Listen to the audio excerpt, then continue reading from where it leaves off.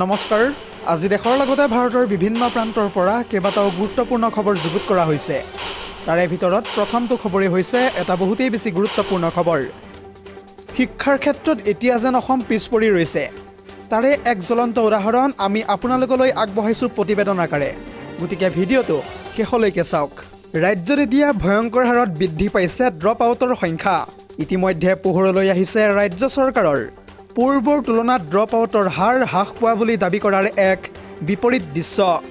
নিযুত মইনা আঁচনি, নিযুত বাবু আঁচনিও এতিয়া ৰুধিব পৰা নাই ড্ৰপ আউটৰ সমস্যাক।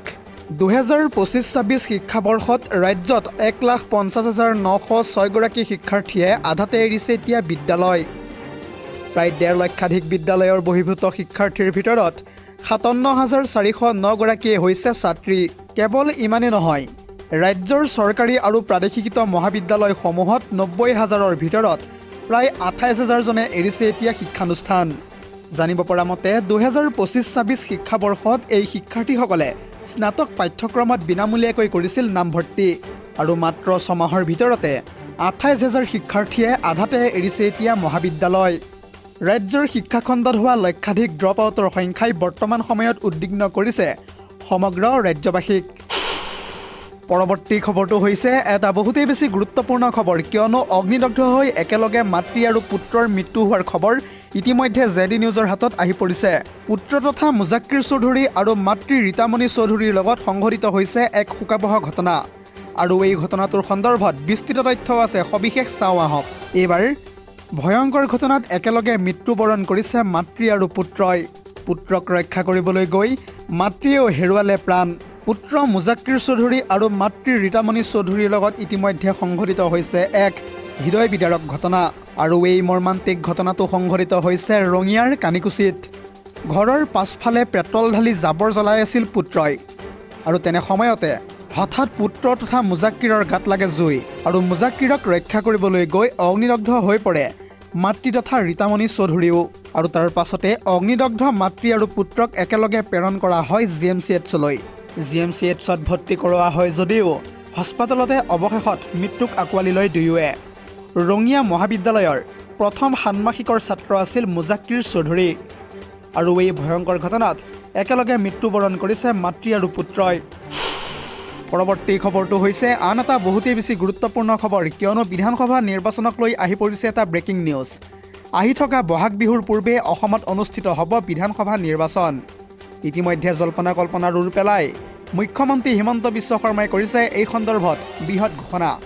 পুনৰ জনাইছোঁ, যিকোনো মুহূৰ্তত ঘোষণা হ'ব 26ৰ বিধানসভা নিৰ্বাচনৰ দিনবাৰ। বহাগ বিহুৰ পূৰ্বে অসমত অনুষ্ঠিত হ'বলৈ গৈ আছে বিধানসভা নিৰ্বাচন। যিহেতু বিগত 3টা নিৰ্বাচনো বিহুৰ পূৰ্বে অসমত অনুষ্ঠিত হৈছিল, আৰু বিহুৰ পূৰ্বে নিৰ্বাচন হোৱাটো এইবাৰ ৰাইজেও বিচাৰিছে, লগতে চৰকাৰেও বিচাৰিছে। জল্পনা কল্পনাৰ ওৰ পেলাই অৱশেষত মুখ্যমন্ত্ৰী হিমন্ত বিশ্ব শৰ্মাই এনেদৰে ঘোষণা কৰা পৰিলক্ষিত হৈছে। দৰ্শকসকল, আৰু বহুতো গুৰুত্বপূৰ্ণ খবৰ আছে। যদিহে আপুনি এতিয়ালৈকে এই ভিডিঅ'টোত লাইক কৰা নাই, তেন্তে এতিয়াই লাইক কৰি দিয়ক, আৰু এনেধৰণৰ খবৰসমূহ প্ৰত্যেক দিনে পাই থাকিবৰ কাৰণে চেনেলটো ছাবস্ক্ৰাইব কৰি কাষতে থকা বেল আইকনটো প্ৰেছ কৰি ৰাখিবলৈ একেবাৰেই নাপাহৰিব।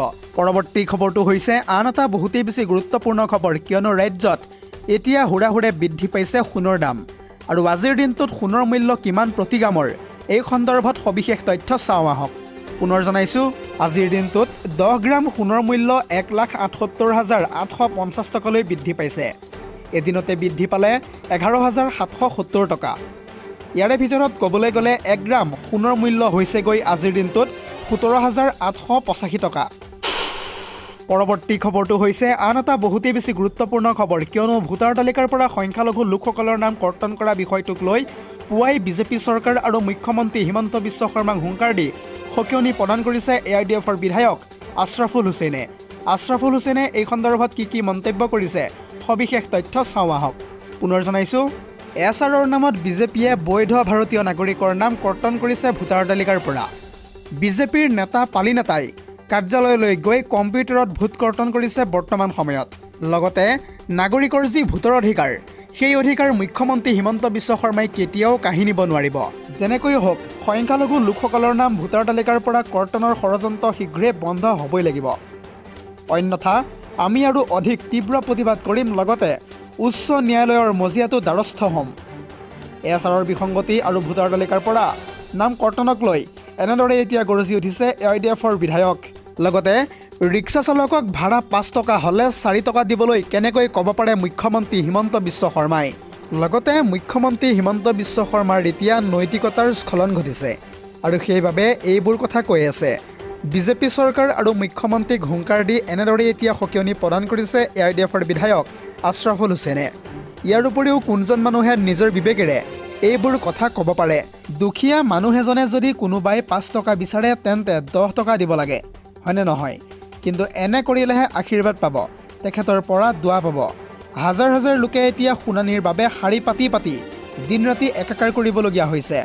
অভিযোগ দিয়া আপত্তি কৰাসকল কোন সেই কথাও এতিয়া কোনেও নাজানে। মুখ্যমন্ত্ৰী হিমন্ত বিশ্ব শৰ্মাৰ এই ষড়যন্ত্ৰ আমি AIDF দলে কেতিয়াও মানি নলওঁ বুলি ইতিমধ্যে স্পষ্টভাৱে হুংকাৰ প্ৰদান কৰি ডাঙৰ মন্তব্য কৰিছে AIDFৰ বিধায়ক আশ্ৰাফুল হুছেইনে। পৰৱৰ্তী খবৰটো হৈছে আন এটা বহুতেই বেছি গুৰুত্বপূৰ্ণ খবৰ, কিয়নো ৰাজ্যত এইবাৰ খাদ্যত বিষক্ৰিয়া হৈ শিশুসহ 48জনকৈ লোক জৰুৰীভাৱে ভৰ্তি হ'বলগীয়া হৈছে চিকিৎসালয়ত। আৰু এই ঘটনাটো ক'ত আৰু কেতিয়া কেনেকৈ সংঘটিত হৈছে সবিশেষ তথ্য চাওঁ আহক। পুনৰ জনাইছোঁ, এইবাৰ ৰাজ্যত সংঘটিত হৈছে এক ভয়ংকৰ ঘটনা। খাদ্যত বিষক্ৰিয়া হৈ ইতিমধ্যে কেইবাজনো লোক ভৰ্তি হ'বলগীয়া হৈছে হাস্পাতালত। শিশু মহিলাসহ প্ৰায় 48জনকৈ লোকক জৰুৰীভাৱে ভৰ্তি কৰোৱা হৈছে এতিয়া হাস্পাতালত। আৰু ইয়াৰে 2জনকৈ লোকক সংকটজনক অৱস্থাত প্ৰেৰণ কৰা হৈছে এতিয়া GMCHলৈ। বাথৌ পূজাৰ প্ৰসাদত বিষক্ৰিয়া হোৱাৰ সন্দেহ প্ৰকাশ কৰিছে ইতিমধ্যে স্থানীয় লোকসকলে। কামৰূপৰ বকুত সংঘটিত হৈছে এই বিষক্ৰিয়াৰ ঘটনাটো। জানিব পৰা মতে বকুৰ জবেপাৰা, ৰংচেপাৰা আৰু ভোগদাবাৰীত সংঘটিত হৈছে এই বিষক্ৰিয়াৰ ঘটনাটো। আৰু বৰ্তমান সময়ত বকুৰ প্ৰাথমিক স্বাস্থ্য কেন্দ্ৰত চিকিৎসাধীন হৈ আছে 30জনতকৈও অধিক লোক। ডিম্পল বড়ো, তুচুৰাম বড়োক সংকটজনক অৱস্থাত ইতিমধ্যে GMCHত ভৰ্তি কৰোৱা হৈছে। আৰু 2ৰ পৰা 3খন ব্যক্তিগত হাস্পাতালতো ভৰ্তি হৈ আছে ইতিমধ্যে বহুতো ৰোগী। আৰু এই ঘটনাটোৰ পাছতে বকুত সৃষ্টি হৈছে ইতিমধ্যে হাহাকাৰময় পৰিস্থিতি। পৰৱৰ্তী খবৰটো হৈছে আন এটা বহুতেই বেছি গুৰুত্বপূৰ্ণ খবৰ, কিয়নো পুৱাই মুখ্যমন্ত্ৰী ডক্টৰ হিমন্ত বিশ্ব শৰ্মাই গুৱাহাটীৰ নিৰ্মীয়মান উৰণ সেতু আৰু দলং পৰ্যবেক্ষণ কৰি শ্ৰমিকসকলৰ সন্দৰ্ভত কেইবাটাও গুৰুত্বপূৰ্ণ মন্তব্য কৰিছে। মুখ্যমন্ত্ৰীগৰাকীয়ে এই সন্দৰ্ভত কি কৈছে সবিশেষ তথ্য চাওঁ আহক। পুনৰ জনাইছোঁ, বাংলাদেশৰ পৰা অহা মিয়া লোকে এতিয়া কাম নকৰিলে নিৰ্মাণ কাৰ্য নহয় নেকি? লাচিতে যদি শৰাইঘাট যুঁজিব পাৰিছিল তেন্তে অসমীয়াই দলং কিয় বনাব নোৱাৰে? এতিয়াৰে পৰা 50% শ্ৰমিক থলুৱা আৰু খিলঞ্জীয়া হ'বই লাগিব। এইবাৰ মুখ্যমন্ত্ৰীৰ মুখত নিৰ্মাণ কাৰ্যত নিয়োজিত মিয়া শ্ৰমিক আৰু কৰ্মচাৰীৰ প্ৰসংগত কেইবাটাও গুৰুত্বপূৰ্ণ মন্তব্য কৰা দেখিবলৈ পোৱা গৈছে। 1951 চনৰ আগত অহা মিয়া এজনক আমি কাম কৰাত একো আপত্তি নকৰোঁ।